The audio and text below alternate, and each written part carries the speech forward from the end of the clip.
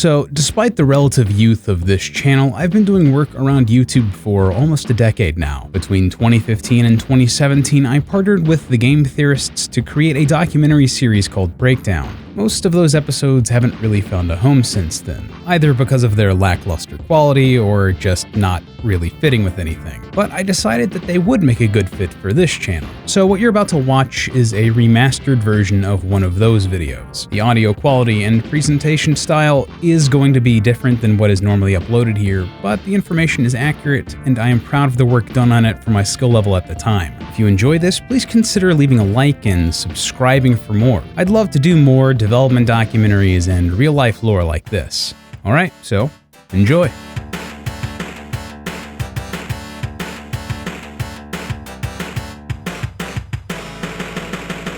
Some genres are built on the backs of giants. Releases so monumental that future games couldn't help but look to their decisions for guidance. The platformer had Super Mario Bros., the first-person shooter had Doom, and fighting games had Street Fighter 2. However, believe it or not, Street Fighter 2 did not walk an easy path towards release, and what would become one of its most defining features wasn't even intended to be in the game in the first place. In 1987, Capcom released a small action arcade game titled Street Fighter that saw players taking control of a martial artist named Ryu and battling their way through a series of other fighters. This first game was bereft of features, with only 2 identical playable characters and a straightforward combat system.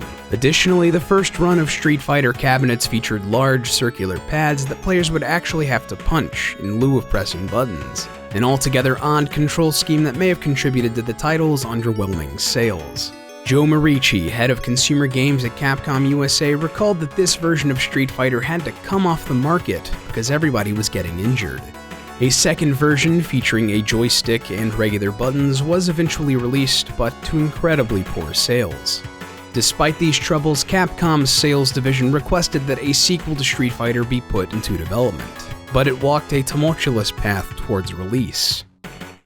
The designers wished to tweak the direction of the game and steered it more towards a side-scrolling beat-em-up.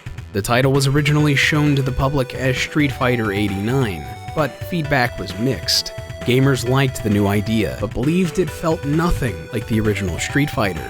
As a result, Capcom spun the game off into its own original IP, titled Final Fight. This new franchise sold well, which prompted Capcom to push ahead with a true sequel to Street Fighter.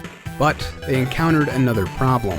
Takashi Nishiyama and Hiroshi Matsumoto, the backbone of the team behind the first game, had left Capcom to work with one of their rivals, SNK. New blood was going to be needed for this sequel, and fortunately for Capcom, they had no shortage of designers they could turn to.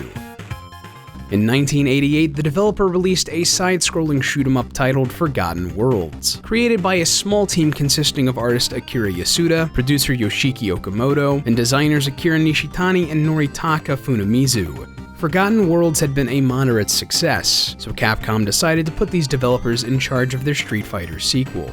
Ironically, this new group of designers had very little experience with the first Street Fighter. In particular, Nishitani had only played it once or twice. Remembering, why didn't I play Street Fighter? Because it wasn't a very good game. There was a drive amongst the 4 of them to take the base that had been built with Street Fighter 1 and turn it into something truly exceptional. Okamoto explained the basic idea was to revive Street Fighter, a good game concept, to make it into a better playing arcade game. Nishitani put it more bluntly, stating that he wanted to make a game so good it will make the original Street Fighter look like a knockoff. A team of between 35 and 40 people was assembled to work on Street Fighter 2, with more than half of them being artists splitting duties on character designs, faces, sprite work, and backgrounds, all working under the supervision of Yasuda. This title departed quite a bit from its predecessor, most obviously with its playable roster. Instead of just 2 mechanically identical characters, the release of Street Fighter 2 featured 8 playable brawlers. Ryu and Ken both returned from the original Street Fighter, while new faces included the sumo wrestler E Honda, the electrifying mutant Blanca, Guile, a special forces operative, Interpol officer Chun-Li, pro wrestler Zangief, and Yoga Master Dalsim. In addition, Street Fighter II had 4 bosses: the boxer Balrog, a Spanish ninja named Vega, kickboxer Sagat, and criminal mastermind M. Bison. Each of these characters became playable in later re-releases of Street Fighter II. The design team worked from the inception of each of these new characters to make them unique, and they wanted their personality to shine through in their every facet. They wanted how each character walked, jumped, and even took damage to reflect on them as people. Care was taken when conceiving of their special attacks and techniques, with the team taking their time to make each of them uniquely bold and interesting. All of the hard work paid off. Nishitani remembered, "We animated their footwork first and put that up on the cabinet screen for everyone to see. It was the first time seeing the entire team crowded around a monitor. This is the moment when most character designers are moved to tears." Capcom focused heavily on making the game look and feel fun, prioritizing appealing animation and game feel over balance. So much so that stats like defense values ended up having very little effect in the title's damage calculations. The quality of the character animation heavily benefited from the use of CPS hardware, which allowed for different characters to take up different amounts of memory. For example, Ryu's set took up just 8 megabytes of the memory, while Zangief's occupied 12. Street Fighter II used an unheard of 48 megabyte memory capacity, with the intention of clearly setting its visuals apart from previous games. Despite this, the designers used the entirety of the 48 megabytes, and even had to cut out a great deal of character intro animations to save space. Street Fighter II encountered numerous problems during its development, including poorly tuned difficulty settings, complicated controls, and a storm of bugs and glitches. The screen would often freeze, characters would suddenly move from one area to another, and computer-controlled opponents would often stop moving for no reason. Most of the problems in development were solved through rigorous playtesting.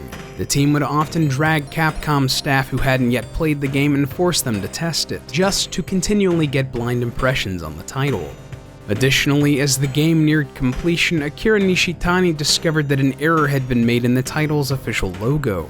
Warrior had been misspelled with an E. He remembered, "Since the logo had already been created, I couldn't just go in and change the letter at this point. Maybe I can just force it to look like an O," I thought. I tried layering various sprites over it until it finally looked like an O. Phew. While all of these issues were eventually ironed out, another bug in the game ended up becoming one of its most iconic features: the combo system. It was decided early in Street Fighter II's development that the title shouldn't be as punishing on new players, and the team extended the amount of time players could use to attack their opponent. Programmer Motohide Ishiro explained, "As a side effect of giving people more time to enter their attack commands, players could perform combos. So if you were doing a crouching kick by holding down and then pressed right and punch when your character was doing that animation, you could connect those together. It wasn't intentional to let players combine moves into combos." Ironically, many of the developers believed that this system was something impossible to make useful inside a game, but left it in as a quote-unquote hidden feature. Designer Noritaka Funamizu pointed out that the most interesting thing is that this became the basis for future titles. Similar combo systems have ended up becoming an essential feature in almost all fighting games released since. The vast majority of the title's music was composed by Yoko Shimomura, who had previously worked on Final Fight but ironically had reservations about composing music for a fighting game. She later described her work on the title, stating, "When a project came around, Capcom usually looked for people in the sound department who were free at the moment, and I was free." Her style differed from other Capcom composers at the time, who used heavier sounds and tones. In comparison, Shimomura's music was much lighter and upbeat, a decision questioned by some in the company. Akira Nishitani, however, supported her direction, calling it fun and encouraged her to stay the course. Interestingly, Shimomura did not compose her music for specific characters or stages, and instead allowed the programmers to choose which theme went where.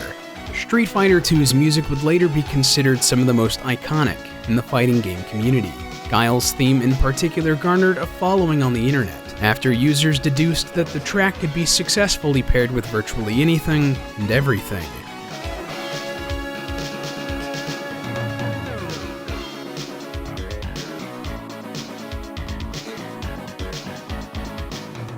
Street Fighter II: The World Warrior was released in arcades on February 6, 1991, but the game didn't gain traction for several months. Capcom was concerned that they had another flop on its hands, but noticed that many people hadn't figured out that multiple players could fight against one another. The company campaigned in several magazines to inform players of the feature, which caused Street Fighter II to explode in popularity. The game sold over 200,000 cabinets worldwide and consumed more than 9.25 billion quarters, generating $2.3 billion in revenue. When accounting for inflation, that's over $4 billion in today's currency. Street Fighter II was ported to the Super Nintendo Entertainment System on June 10, 1992 in Japan, July 15, 1992 in North America, and December 17, 1992 in Europe, where it would be considered a system seller. It has since been remade for countless systems and had various alterations and re-releases like the Champion Edition, Turbo, Super, Super Turbo, Hyper, and HD Remix. Between all of its home console ports, Street Fighter II has sold a staggering 14.3 million units worldwide. Street Fighter II not only revived a brand that could have stagnated and died, but created a community for fans of fighting games unlike anything that had come before it. It and its re-releases have been pillars of competitive play for more than 25 years, and its sequels and spin-offs remain some of the most popular fighting games ever developed. Achievements made all the more impressive when considering that fresh faces and bold ideas were the only thing steering that ship ahead. Hey, thanks for watching. I loved making these sort of documentary retrospectives, and would love to add them to the rotation of lore, explanation, Easter eggs, and cut content videos. If I end up doing that, what sort of documentaries would you like to see? And again, if you enjoyed this, please remember to like the video and subscribe so we may please the algorithm gods. At least that's what it feels like we're doing these days, doesn't it? Thanks for watching, and I'll see you next time.